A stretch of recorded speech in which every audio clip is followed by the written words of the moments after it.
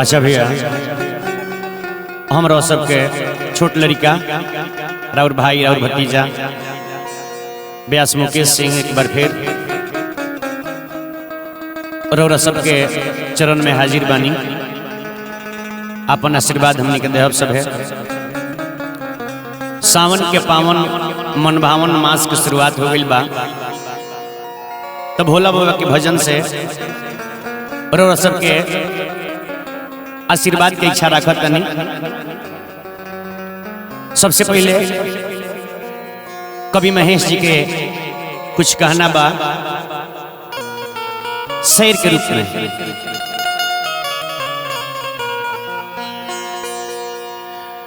भोला के भंग चढ़े अंग में भभूत ढेर, भूतन के संग जल गंग से नहाई ले, गाला भुजंग हुरदंग बैताल करे, पार्वती संग रौर भभूति रमाइले। इतने नए महादेव अजगर करई धामिन बभना साप, गेहुअन गरुर मारे लगे बैठाइले, थुथुरा पनिया कलिका कटार मोच, नागिन अनाग के भी देवता बनाइले।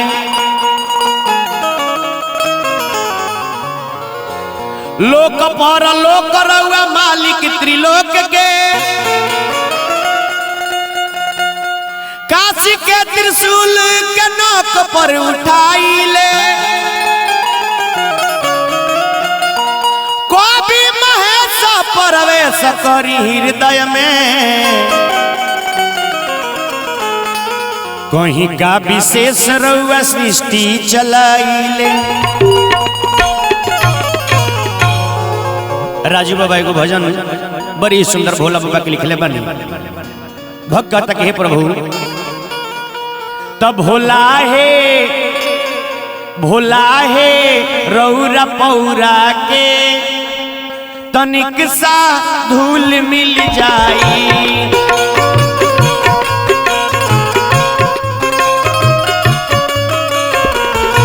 भोला है रौरा पौरा के, तनिक सा धूल मिल जाई।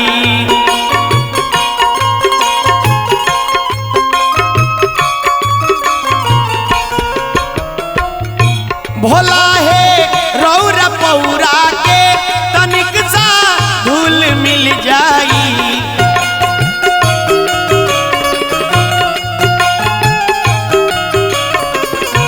भोला है रौरा पौरा के, तनिक सा धूल मिल जाई।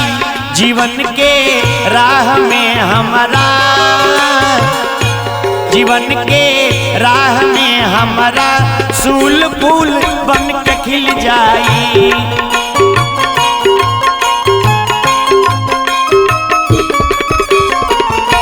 भोला है रौरा पौरा के, तनिक सा धूल मिल जाई।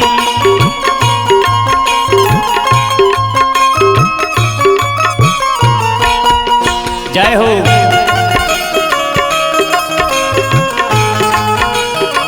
हर हर महादेव, हर हर महादेव। जय श्री शंभु।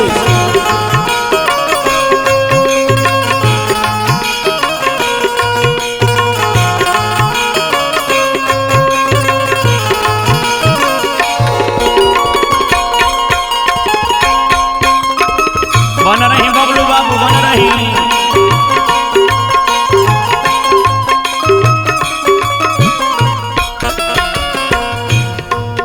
भक्त कहता कि हे प्रभु हे महादेव, जैसे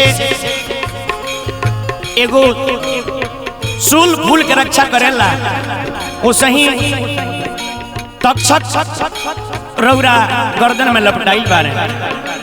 भक्त कहता हौ सूल फूल के रक्षक,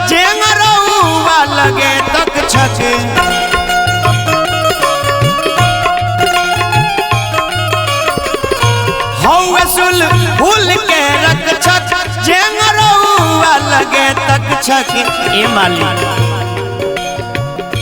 इशारा होते ही राउरी इशारा होते ही राउर आपस में घुल मिल जाई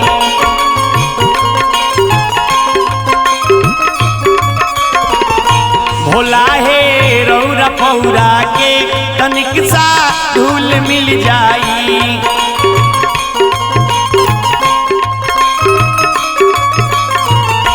बन रही निकू भाई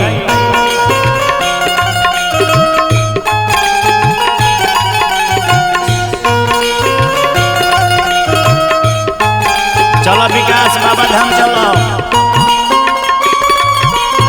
सोनू का भी ले लो पूरा गांव से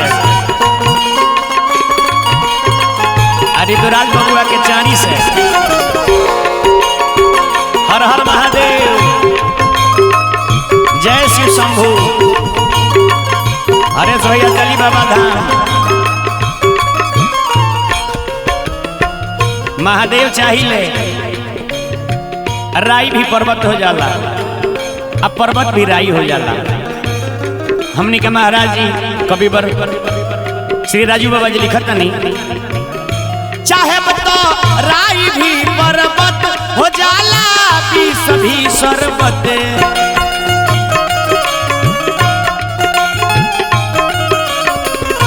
चाहे बता राई भी पर्वत हो जाला बीस भी शरबत ए बबलू बाबू करे जा कुल के जैसा करे जा कुल के जैसा ऊपर हमारा पिघल जाई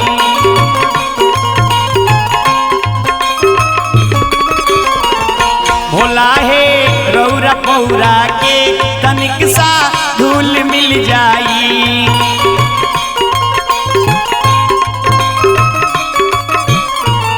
जय जय शिव शंभू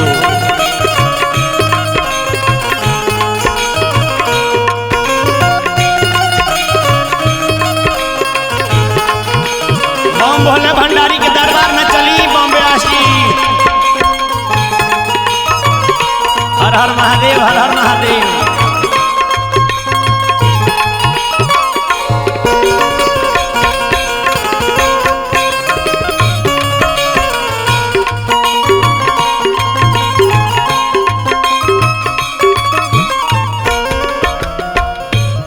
सभी लोग जानता कि बिना महादेव के कृपा के एगो पतई तक नहीं लेला तो कवि जी कहता नहीं मर्जी से पतई ही लेला चमन में फूल की लेला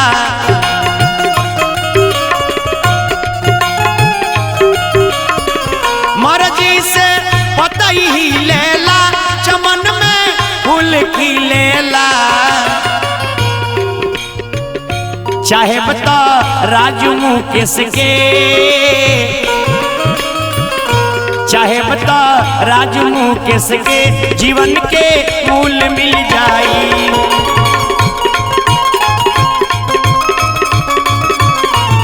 भोला हे रौरा पौरा के तनिक सा धूल मिल जाई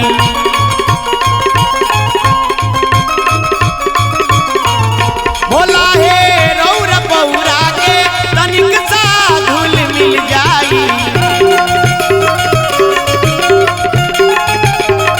भोला हे रौरा पौरा के तनिक सा धूल मिल जाई जीवन के राह में हमारा फूल फूल बन के खिल जाई भोला हे रौरा पौरा के तनिक सा धूल मिल जाई भोला हे रौरा पौरा के तनिक सा धूल मिल जाई। अच्छा भैया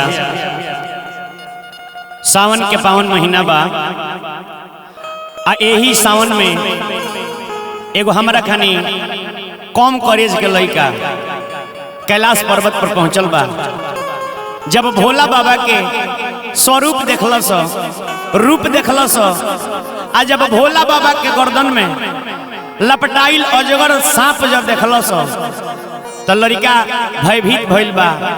अब भोला बाबा के निहोरा करता, कहता कि ए बाबा तनी ए अजगरवा के संहारी तबे हमरा और चरण के दर्शन कर सके। कैसे कहता?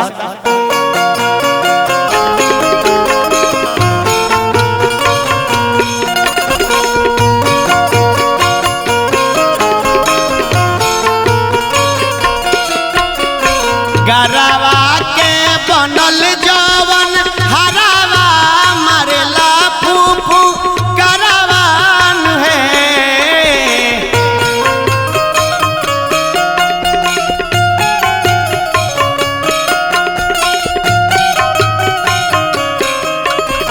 गरवा के बनल जवन हरावा मरेला फूफू करवान है। शिव जी कैसे आई रउनिया रवा लगेला बड़ा डरवान है।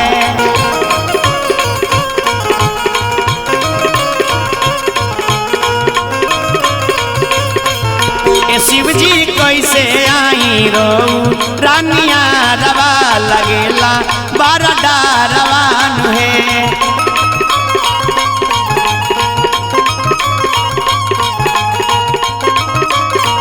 जय शिव शंभू।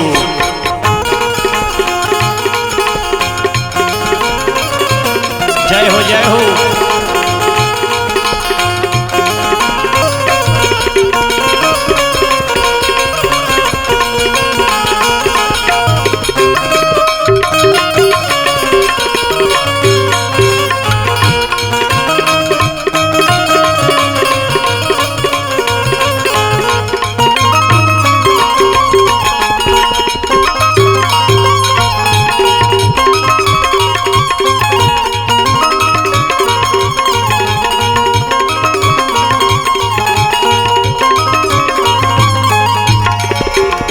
भक्त बाबा के दरबार में जब भक्त भोला बाबा के गौर लोग के देखल सब, हाकनी डाकनी पिशाचनी भूत बैताल सबका के देख के लड़के डराइल बा। कहत के बाबा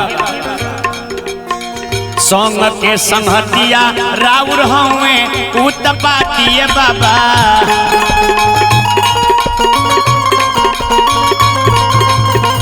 हाडा बिरनी गोजर बिछी बारा काया घाती बाबा।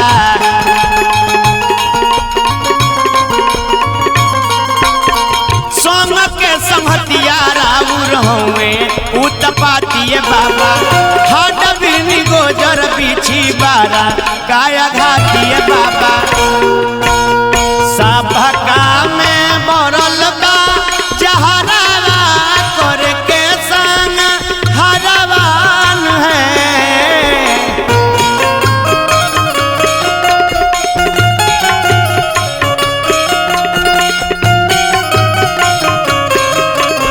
सबका में भरल बा जहरावा करके संग हरवान है।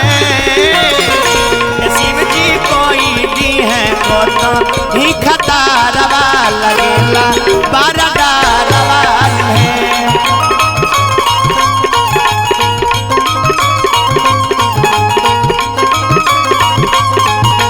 शिव जी कैसे आई रानिया रवा लगेला बड़ा डरवान है।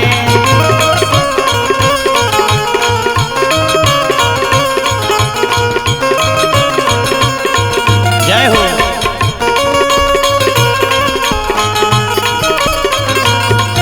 हर हर भोले हर हर भोले।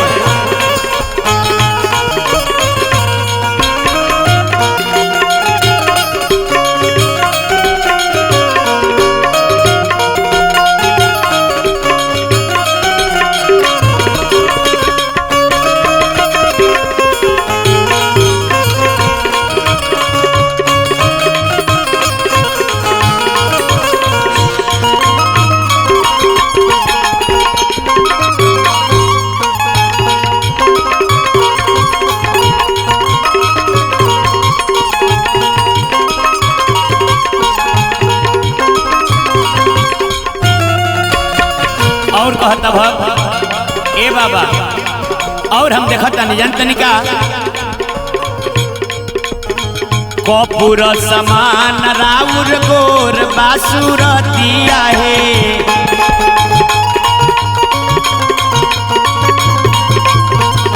चांद सूरज असमोहनी मूर्तिया है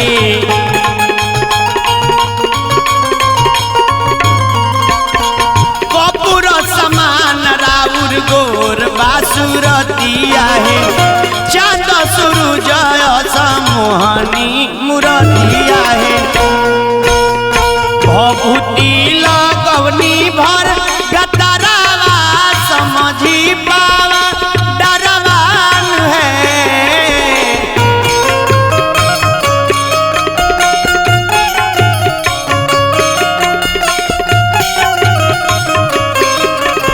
भभूति लगवनी भर गतरावा समझी पावा डरवान है शिव जी कमर में देखी बाघम्बारवा लगेला बारदारवा है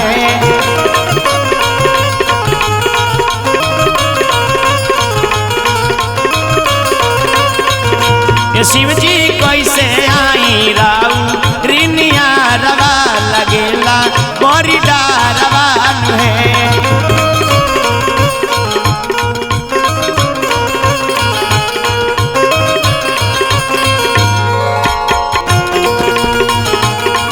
जय हो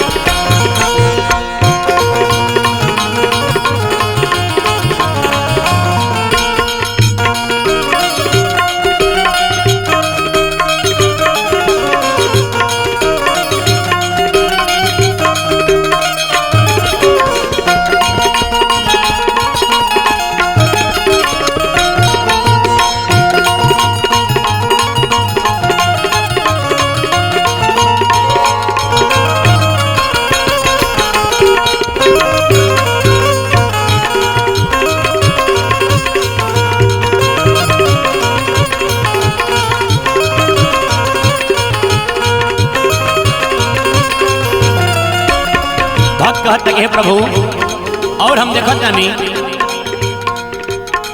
सुनी ले कि मोर घट के हई नचनिया ए बाबा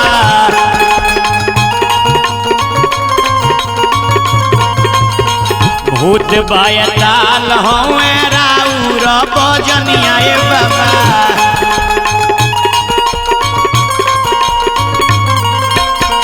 सुनी ले कि मोर घट के हई नचनिया ए बाबा भूत बायताल हवे राउर बजनिया ए बाबा हड्डिए के झलकार डरावा मारता जान करवान है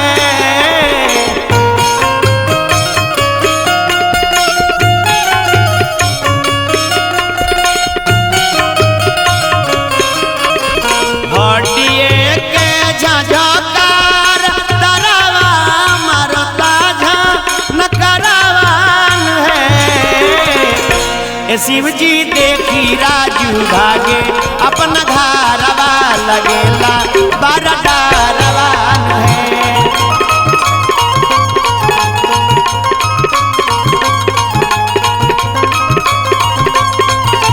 शिव जी कैसे आई राऊ रिनिया रवा लगेला बड़ी डारवा शिव जी कैसे आई राऊ पानिया रवा लगेला बड़ी डारवा शिव जी कैसे आई राऊ पानिया रवा लगेला बड़ी डारवा है। अच्छा भैया आई एगो हरि भोला बाबा के भजन बहुत ही पुरान भजन हो एकरा के हमरो सबके सुनावत तानी लेकिन सबसे पहले कवि महेश जी के रचना बा एगो भंगिया के गाछ से जे छाछ बने भोला जी के पेन्ही रुद्राक्ष बाबा भभूति रमाइले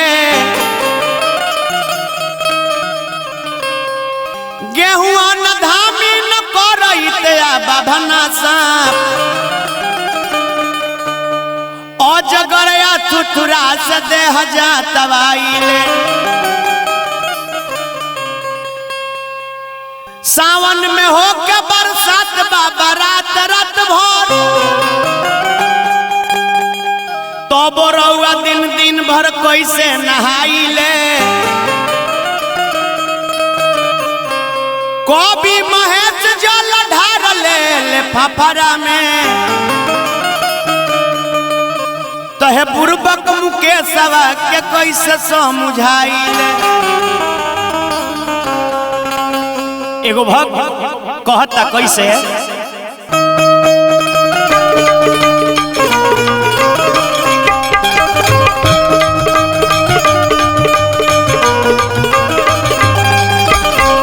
कहता के बाबा हम देखा जानी हाथ में डमरू भाले चंद्रमा हाथ में डमरू भाले चंद्रमा जटा गंगा के लहरिया ए बाबा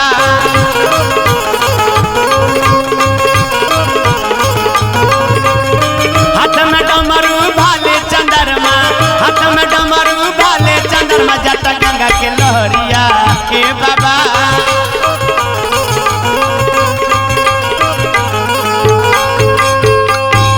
हाथ में डमरू भाले चंद्रमा जटा गंगा के लहरिया ए बाबा हाथ में डमरू भाले चंद्रमा जटा गंगा के लहरिया ए बाबा भांग के गोला दुनु बेला चलेला भांग के गोला दुनु बेला चलेला रख घोसला कतरिया ए बाबा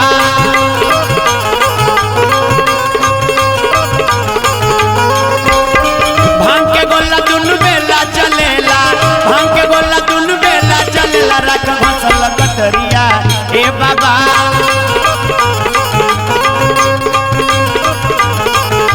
जय हो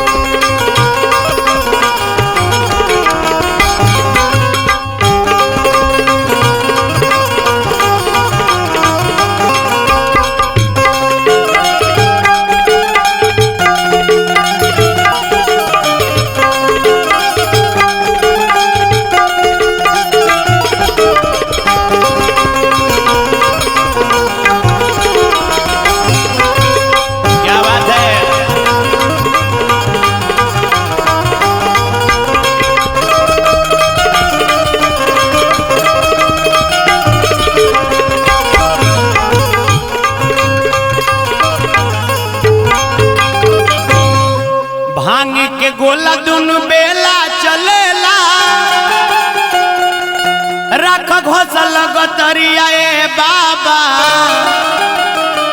भांग के गोला दुनु बेला चलेला रख घोसल गतरिया ए बाबा कहले विजेंद्र बाबा से सर बना दो कहले विजेंद्र बाबा से सर बना दो बुरबक कोई तिरिया ए बाबा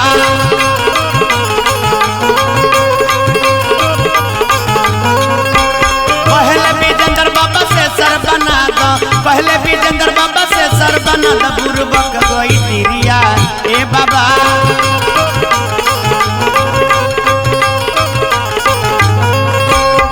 हाथ में डमरू भाले चंद्रमा हाथ में डमरू भाले चंद्रमा जटा